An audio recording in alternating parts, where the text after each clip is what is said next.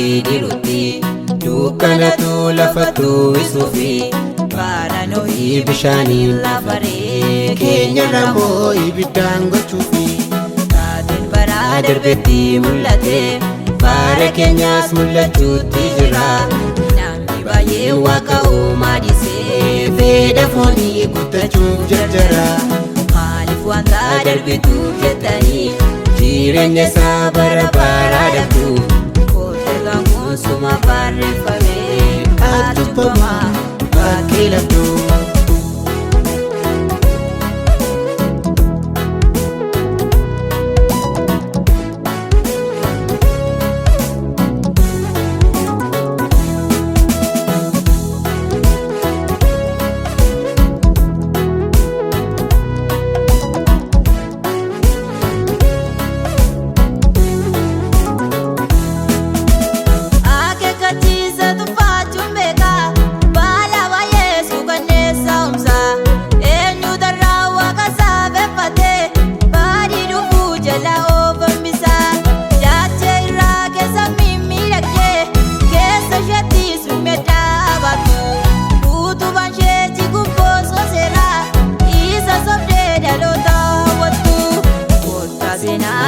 Bidirutti dukkanatu lafatu isufi bara Nohi bishaaniin lafaree keenya ramoo ibiddaan gochuufi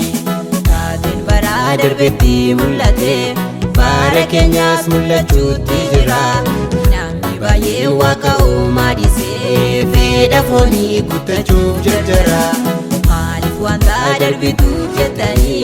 jireenya isaa bara baraa dhabdu suma barreeffamee kaatubbamaa bakkee laftu.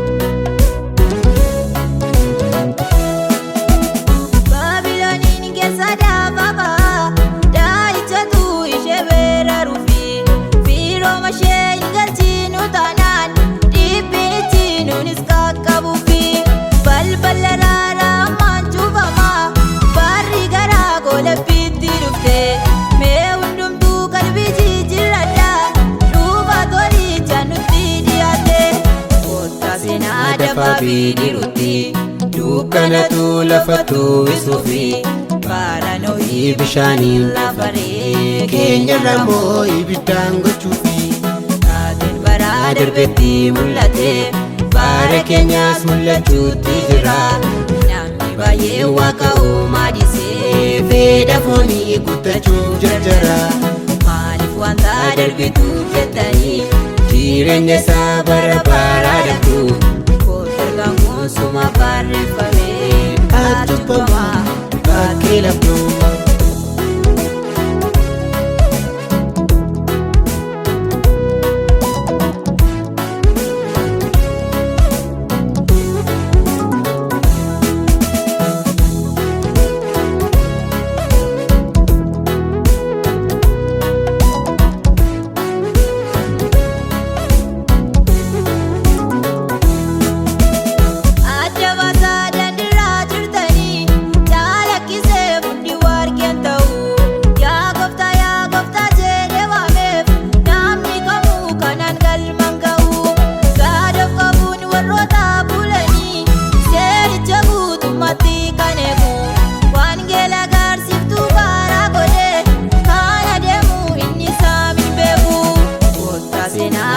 Bidirutti dukkanatu lafatu isufi bara Nohi bishaaniin lafaree keenya ramoo ibiddaan gochuufi taateen bara darbetti mul'ate